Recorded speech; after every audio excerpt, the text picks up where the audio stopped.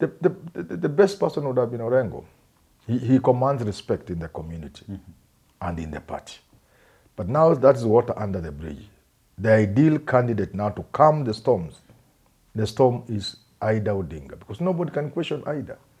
Can Gladys Wanga stand up and say anything against Ida? Where will she get the courage? She'll just mama, mama, mama.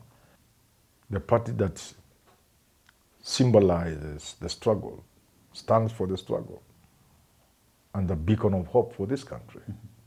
Come and save this.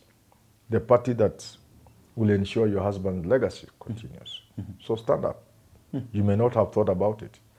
Come up, come, step forward and take it. And I tell you, nobody in this country, everybody saying Raila told me this, it is Ida who knew Raila, who knew what Raila stood for, who knew why Raila was putting everything at stake, why he was sacrificing, why he sacrificed children and family and everybody, and his own life. So you can prepare Ida in such a way she will avoid having to say many things and get into confrontation with the Ruto and Kalonzo and the rest. She will be very guarded. She will be minimalist in what she says and does. She will just be there and present hope and strength. And people will vote for that strength and that hope, that assurance that the country is doing well, that the young people, we are handing you your country. Ida can do that.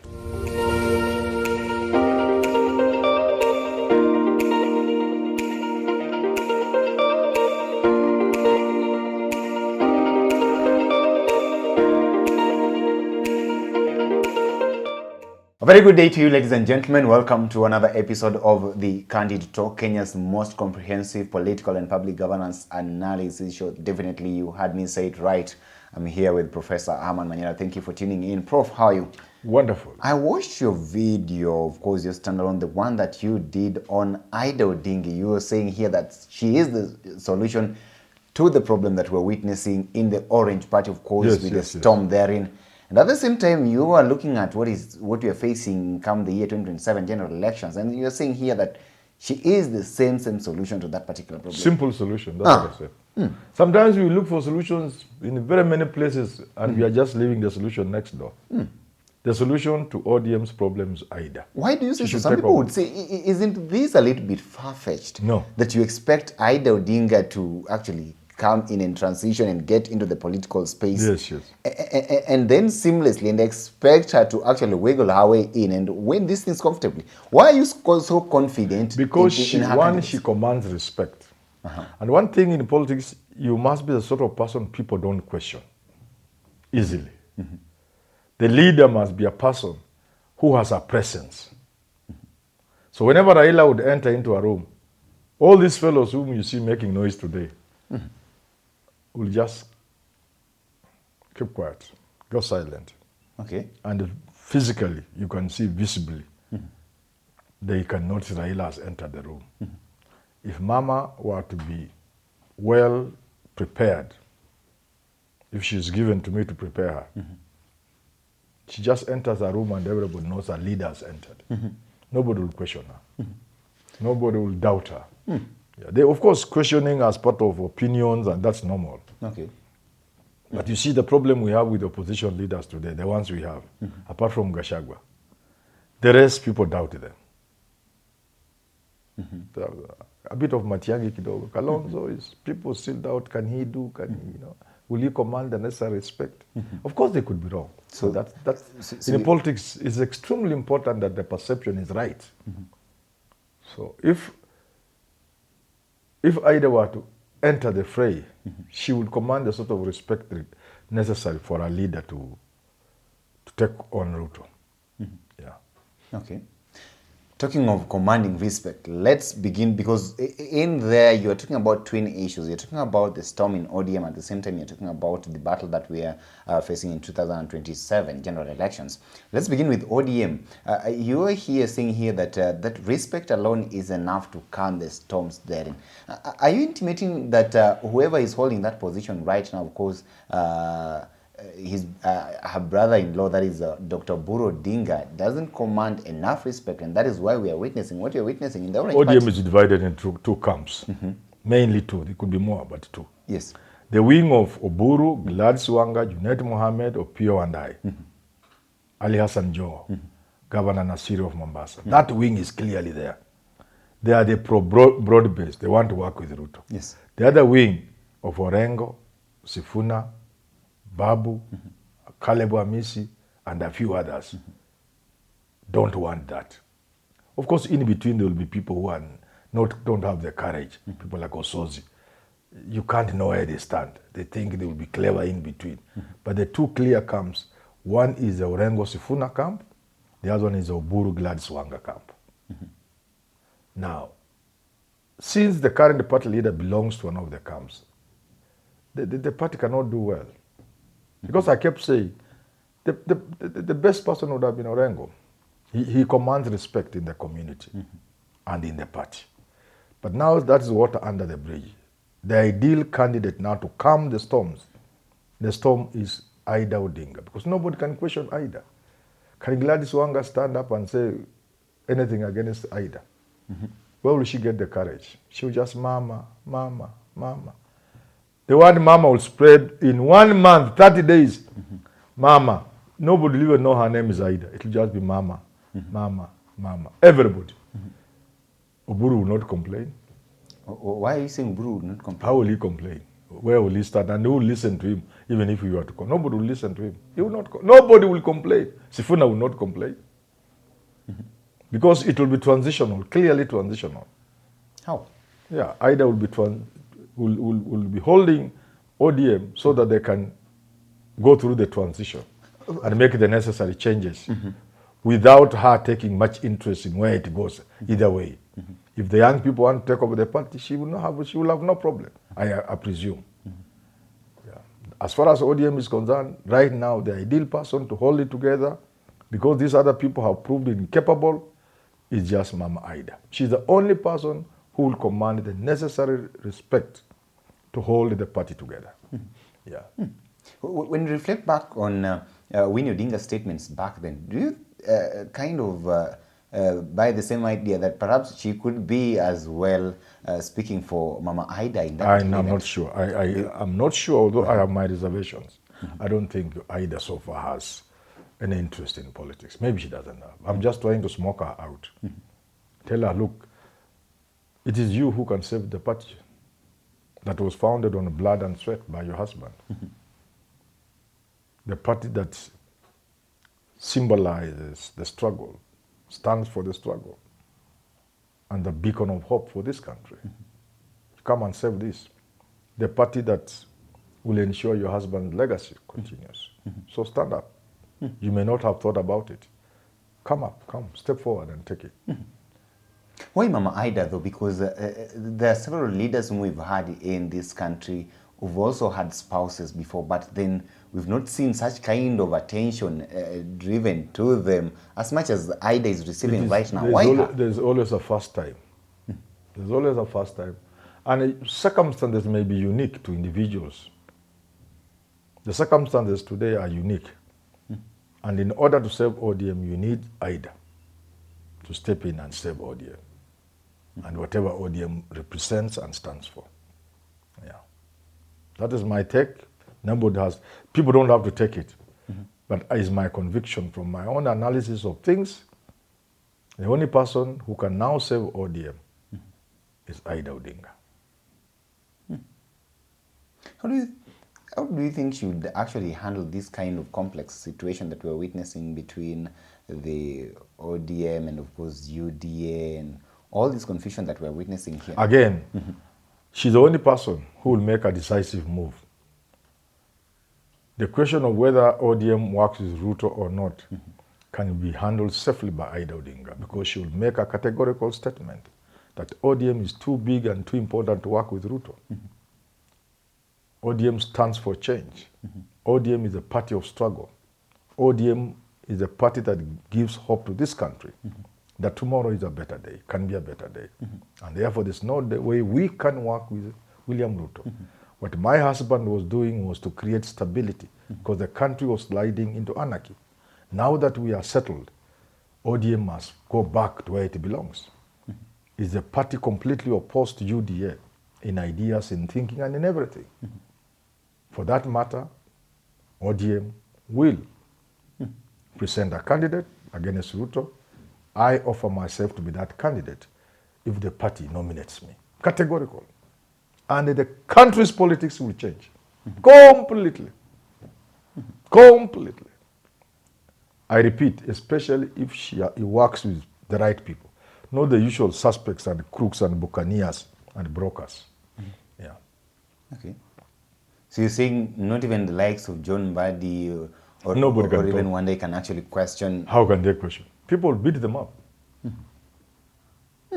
How do you think? That is why, you know, you can equate Ida Odinga to Winnie Mandela. And Winnie Mandela was going to change South Africa. And people could see the age of Mandela.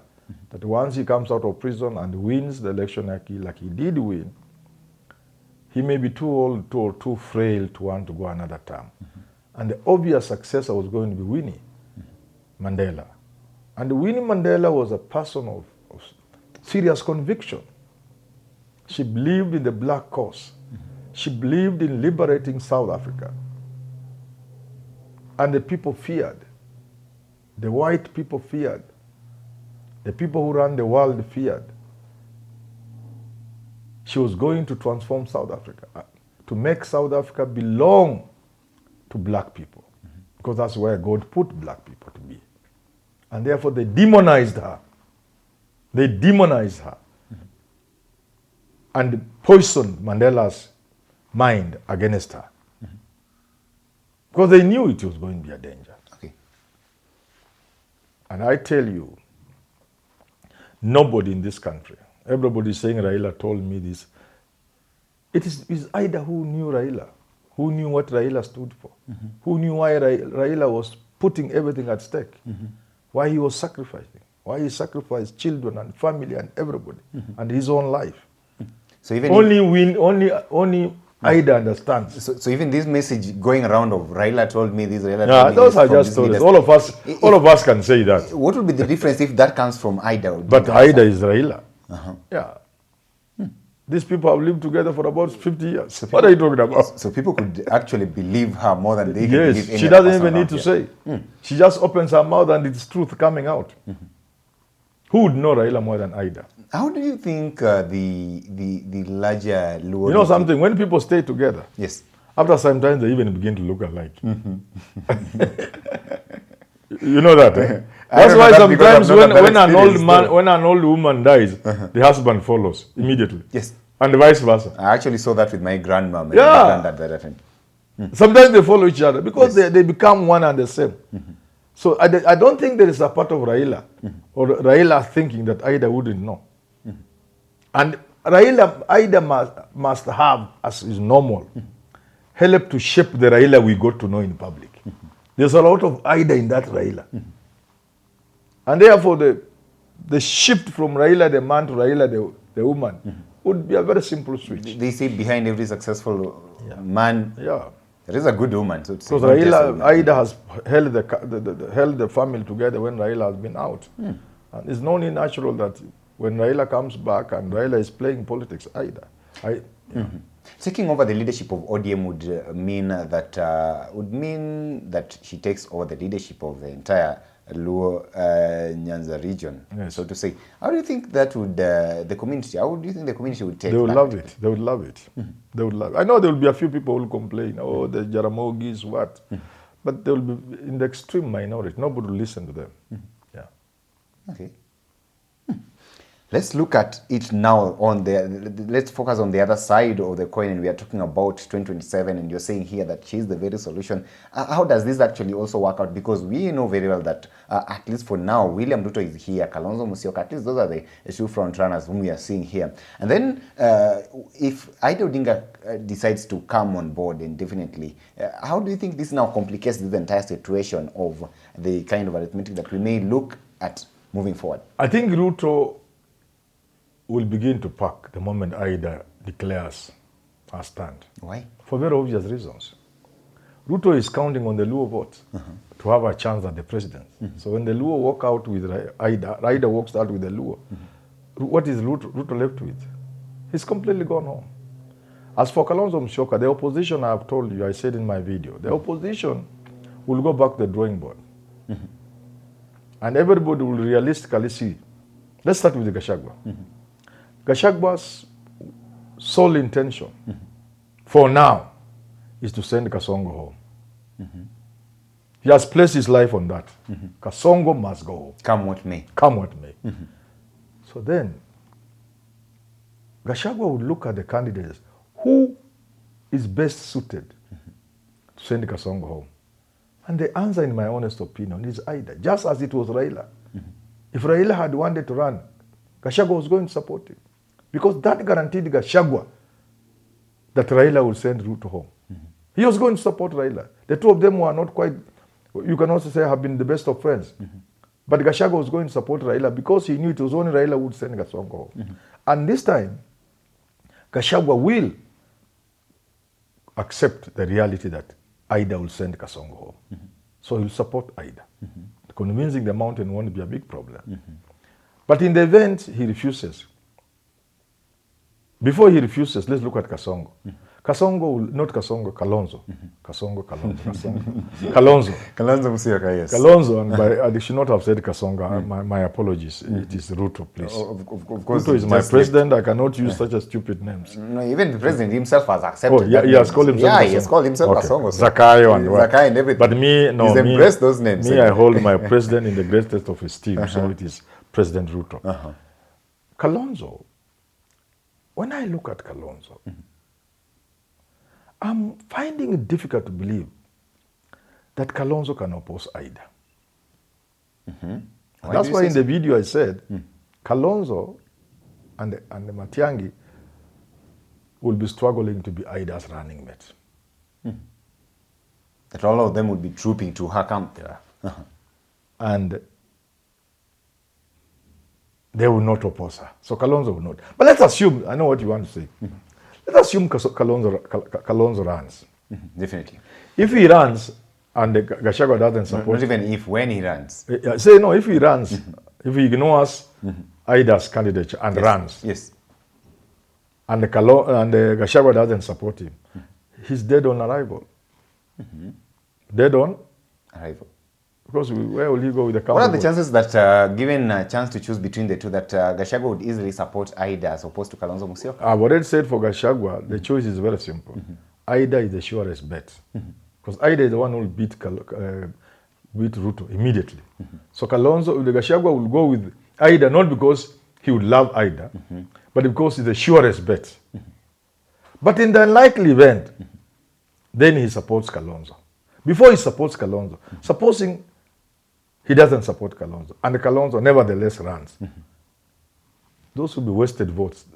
The Kamba votes will be wasted with Kalonzo. They'll go nowhere.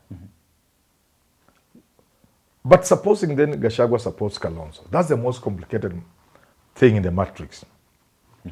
The Kalonzo support, the Gachagua support for Kalonzo as opposed to Ida, it will complicate. There will be a runoff. We don't know who will be number one, but we know who will be number three. Okay? If Ida runs without the support of Gachagua, Kalonzo runs with the support of Gachagua, number three will be President William Samoei Ruto. Because stripped of the Luo vote, he remains with the Kalenjin vote and a few droppings here and there. And many of the supporters, many of his supporters would know Kalonzo, Ruto is gone. Once Ida stands and the Luos are away, apart from the Rift Valley support, the rest will know he's going nowhere. So number three, we are sure will be Ruto. Now, is it Ida or Kalonzo will be number one? Hapo unapiga hesabu. Kalonzo could even be number one with 40 or something %, followed by Ida with 38 or something like that. Then followed by Ruto at number three. Yes, yes. So we have a runoff. Mama against Kalonzo. The answer is obvious. The answer is clear. Kalonzo will be whitewashed in the morning. Ida will have him for breakfast. In the morning. In the morning. By 10 o'clock, Ida will be the president of the Republic of Kenya. Before the voting even starts. So I've looked at this thing. The way a man sleeps on his back and faces the ceiling. I've looked at it. I've turned issues round and round and checked and done simulations. Nobody can beat Ida. No, forget about it. The question of, it's just a question of will she accept? And it might as well be that she can accept. Because like Shakespeare tells us, some people are born great. Others are made great. Others have greatness thrust upon them. Unasukumwa kwa swimming pool. So, I don't know where Ida fits. And that's the question I was asking. Where do you think Ida fits here? If she doesn't accept, she can be pushed into the swimming pool. I can see what you're trying to do. Push her into the swimming pool. With a few lifesavers there, around there. Yeah. Diving into the swimming pool so that she doesn't drown. Okay. I'll be one of them. Yeah. Trying to push Ida there to make sure that she ascends that seat up. And I'm telling you, she's a serious candidate. Of course, each candidate has their own weaknesses, minuses. People will introduce other issues, age. Yes. And that is where I was actually coming to. Looking at the kind of political environment that we operate in currently as a country here, people are trying to try to change their focus to the youthful kind of leaders in the country here. For Ida Odinga at our age, and we are just having one election, that is 2027, and you said here that very well that it would be very difficult for anybody who is advanced in age to try to convince any Kenyan to vote for them past the year 2027. Past 2027. Past 2027. So you're 2027, I said in the video, and you are asking, it must be a person whom people can believe is transitional. Is going to preside over the intergenerational change. And that's where Kalonzo was having an advantage over the others. That's why Maraga makes sense. And that's why Ida Odinga will make sense. A person we can believe will be like Mandela to hand over to the next generation. You know? So Ida fits there. As of age itself, age is not just a number. Age is many things. There are people who live long. Even me, where I come from, unless Magonjwa in Isumbwe, our people live. If you looked at Jaramogi when he died, I was shocked he was only 84. I was really shocked. I thought that Jaramogi was heading to 100. You look at Oburu, and now that Raila also went, this, I think in their family, they I don't think they live long. There are people, the Forbes will tell you, is it Forbes will tell you, these guys of actuarial stuff. They calculating what kind of risks, how long one can live. They look at those family histories and they say, wewe chukua hii kind of insurance kwa sababu watu wenye wafikangi zaidi ya 75. Now if you look at Ida, she's 75. Does she look like 75? My mother died at 74 in a domestic accident. Do you know what? I had been married for many years, but I had never cooked in my house. Not even once. I didn't even have any cooking gear in my house. Hata safuria moja sikuwa na. Ulikuwa unakula wapi? Kwa mama. My mother died at 74, around 75, I think, through an accident. And a cow did something with it. We had never cooked in my house. It's just my mother was cooking for me. She was the mother. The father got to 100 and what? The mother died from cancer at almost 90 or thereabouts. So my mother would have lived my mother would have hit like 100 without a problem. She was a girl. In fact, we used to call her old girl, not because of that. Her name was old girl. God rest old girl in peace. So some people, now when you look at Ida, does she look like an old woman? You know, does she look like an old woman? Haven't even heard she has gone to hospital anyway. I'm not saying I know the Railas. In fact, the people think I was close to Raila in a way I wasn't. Of course, I knew Raila. We interacted well, we were friends. But not the way in which people think. But even the little I know of them, you think I would not have known. See, these doctors, we know them. And these doctors are our friends. And we share some of these doctors. Raila's doctor was also my doctor. The cardiologist. So, I mean, we would know. I don't think Ida has some of these complications many people have in all the. They may be there, but they are not so pronounced. We have not seen her. She's active. So age is not an issue. And finally, if Ida runs, by the time she stands, she'll be younger than Trump. Younger than Trump. Yes. Who is currently leading the most powerful country in the world.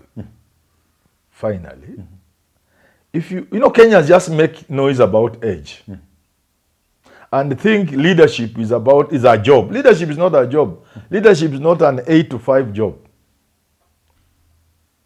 A company or an industry or a corporation will consider employing young people for jobs. Actually, the average age today is 28 point something years. If you enter 29 and una kazi, an entry job, the chances of getting a job is very, very difficult.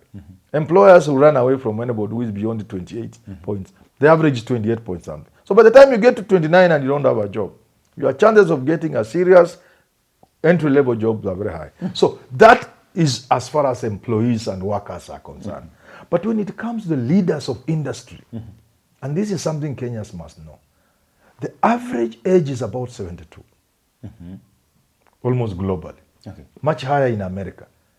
When you look at people who are leading companies, corporations, whose budget is enough to run Africa, a company whose, for example, a company like Coca-Cola, I don't know who is running it, so I'm not saying Coca-Cola as an old man, but just as an example. The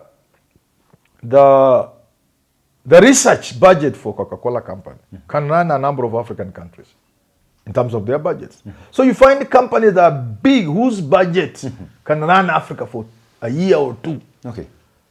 The man at the top is 85 years old or 80 years old. So age must be understood differently.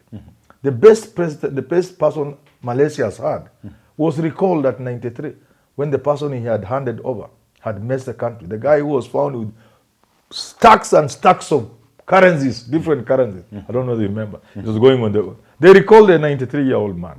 So in terms of age, I don't think that's an issue to Ida, especially if Ida is transitional. She'll be much younger than Mandela was when he took over. She will be almost the age at which Kenyatta was. Actually, she'll be the same age Kenyatta was. If Ida runs today, if she were to stand today, she'll be as old as Kenyatta was when he took over in 1963. And Kenyatta did 15 years, despite having a clearly pronounced heart problem. You remember he suffered a stroke in 60-something when Dr. Christian Barnard was brought from South Africa. By then, the top leading cardiologist, I think, in the world. Even with the heart condition, Mzee did 15 years of his presidency.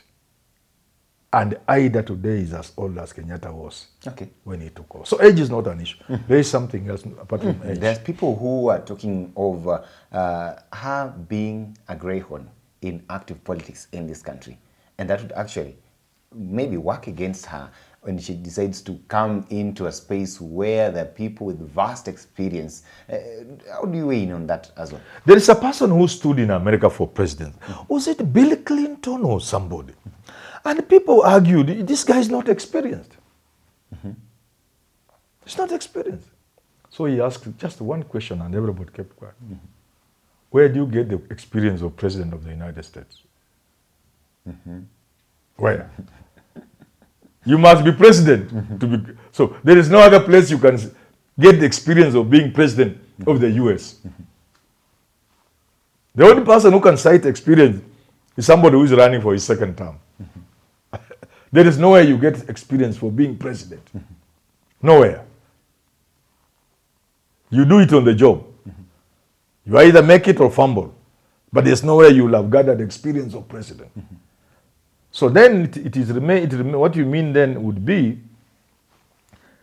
a person who has been MP has, like I said in my video, MP twice.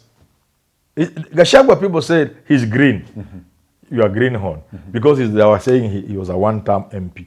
But when you look at the career Gachagua has had, the interactions he has had, including being Uhuru's PA for many years, deep in the Kenyatta family, working with more in the provincial administration. And you want to say a man who has been MP for 2 terms will be more than Gachagua. So what I'm trying to tell you, what Ida has been through because of being Raila's wife is far greater experience than some of these people who have been ministers or things like that. Yeah, just being Raila's wife, taking care of the family, receiving beatings from government of the day because of Raila, being harassed because of Raila, being tossed from this place to this place. I don't know whether you get, including being evicted, I think, from a government house, taking care of young children in a hostile environment where people don't want even to see your children in school, let alone you yourself. You can't have friends. People fear you in those days. And she went through all that. What better experience can you talk about? And the people who have had to console, to encourage Ida, to communicate with her, global leaders, take heart, all will be well. The network she has formed in order to protect Raila's name, in order to continue with Raila's work somehow, silently, with the people, with the family. That is the experience that you can't get by merely being an MP or a minister. And then, in the years Raila has been in active politics, out of jail, every day he comes home to Raila, to Ida. Every morning he wakes up, takes breakfast, served by Raida, there hapo wanakunya. Naambia mzee leo huko unaenda. That place is risky. Is it really worth going for those demonstrations today? Msiwacha tu leo. Or even encouraging. Even Raila is the one saying, yesterday they almost killed me. I think I'm not going. And maybe Ida being the one to tell her, go. You started this thing long time ago. You have taken greater risks than this. If it's death, you died long time ago. For the 8 years or 9 years you are away, we knew you were dead. So what is, you can go and die, go. So, you know, it's complex. You cannot live with Raila that closely, including his own children and brother, and fail to have something. It must rub on you. So, she has experience. Finally, let's look at this. You know very well here that we are living in a very patriarchal society in our country here. Yes. And at the center, we are even struggling still to implement the 2/3 gender rule up to this moment. We had even to create the positions of women representatives just to fill that particular gap. And yet we are still not able to realize what we are supposed to realize in the constitution. And you remember that formed the basis upon which David Maraga, the former CJ, actually gave an advisory to President Uhuru Kenyatta at that time to dissolve parliament. Here we are. Do you think then that this can actually work? Are Kenyans actually ready for a woman president? I don't think you can use the 2/3 gender rule to make any statement. Many people don't believe in it. People believe, I included, that this is a young country with a lot of challenges. We want the best person. Whether they are disabled, blind, unsighted, with hearing problems, but they are the best, give them that job. Whether they are women or male, give them. Whether they are Luo or Kikuyu or Luya, Doromo, Pokot, give them. They are people like me. So 2/3 gender rule to me is nonsense. Secondly, from a practical perspective, it is not very easy to implement it. It will mean you go, the county, it was put in law for the county assemblies, that you bridge the difference by nominating. Look at how wasteful that is. So you can't use that. In fact, when it comes to women, I thought what you'll be saying, the women of this country will have an opportunity to produce a president. They had an opportunity to with produce Mother a deputy Karua, president. Back then with Mother Karua. Mother Karua, but now Mother Karua was number 2. Now she's number 1. So there will be many women who will be, I'm not saying it will be as succeed as demography, no, in Kenya, but many women will support Ida because she's a woman. There may not be as many as people might want, but there will be enough.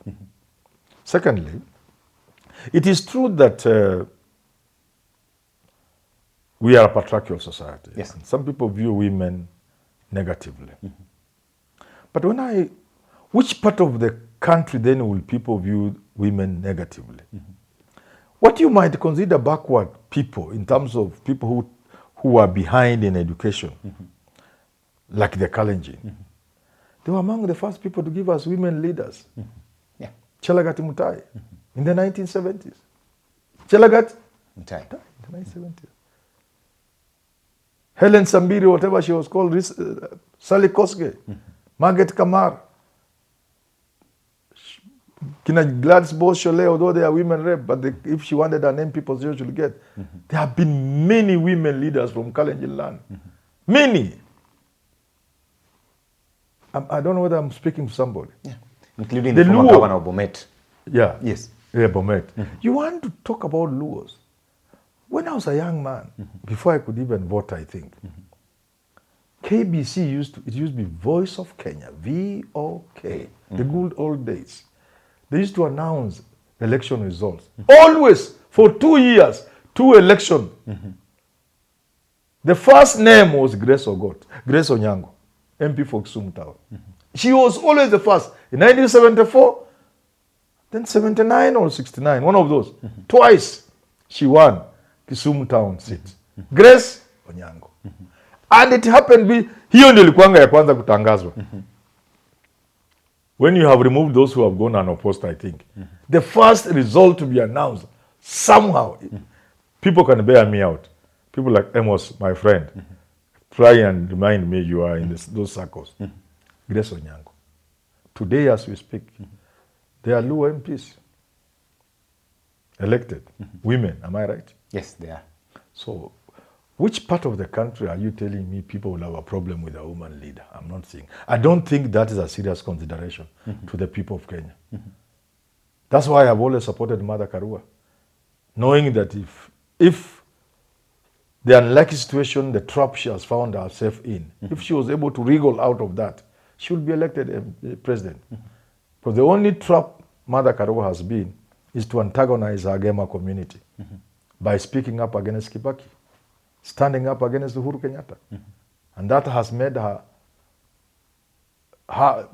star has been covered by dung. Sasa atafuta Wanyaramba. Okay. Unajua, kuna Wanyamwezi walikunia mwezi, ukawa na uchafu.